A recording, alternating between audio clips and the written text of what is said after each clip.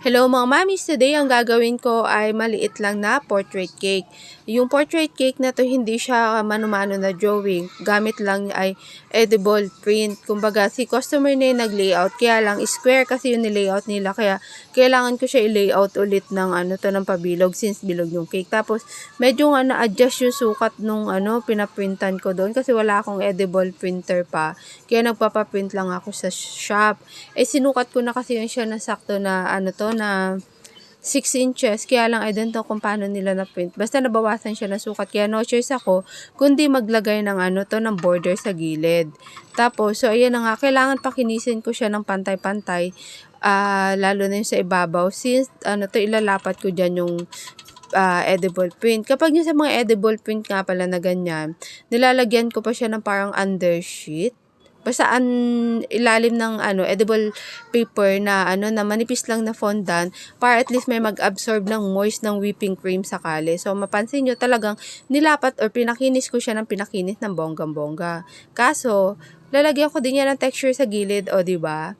So, ayan lang, improvise lang yung ginawa ko. Takip yan ng microwavable. Shinape ko ng ganyan kasi may mga icing comba ko. Kaya lang malaki kasi siya para dito sa sukat ng cake and hindi ko siya ganun kabet. Kaya gumawa ako ng improvise lang na ganyan.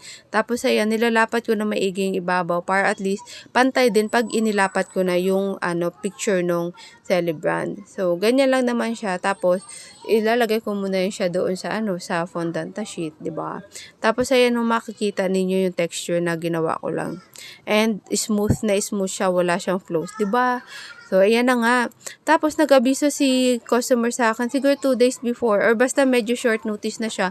Naglagyan ko daw ng kulay purple na mga M&M sa gilid at saka Skittles. Sabi ko, not sure ako, wala akong nabibiling pure na kulay purple lang. So, kailangan, pag bumili ako, i-omit ko doon or kukuhain ko lang yung kulay purple. Medyo mapapamahal pa ganun. And not sure ako kung gaano kadami yung kulay purple. Sabi ko, kung pwede, i-combine siya or siguro nips na lang para mas makamura. So, nagdagdag ako ng medyo nasa 400 yung chinarge ko dyan halos.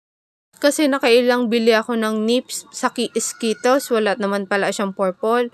So, dagdag sa charge na yon M&M halos wala din siya nakuha. Kaya kumuha sa nips talaga lahat. Naubos ko halos yung additional 400 sa pangbili ko lang ng chocolate. Tapos ayan lang, konti lang kasi na purple. And then, ang tawag nito, for data privacy kaya naka-blurred nga pala yung picture ni celebrant. So, ganun talaga. Medyo particular si customer kaya kailangan natin sundin. Sinubukan ko nga palang kulayan yung ibang M&M. Kung maganda yung kakalabasan, kinulayan ko ng yung white chocolate ng purple. Kaya lang hindi maganda kay Shaka tignan. Mas mainam pag nyo sa mga ganyang customized cake. At least, pinagplanuhan lahat para at least may time pa si baker na maghanap, mag-canvas. Hindi sila mapamahal. So, yun lang mga mami. Salamat sa inyo. Paalam. Ciao!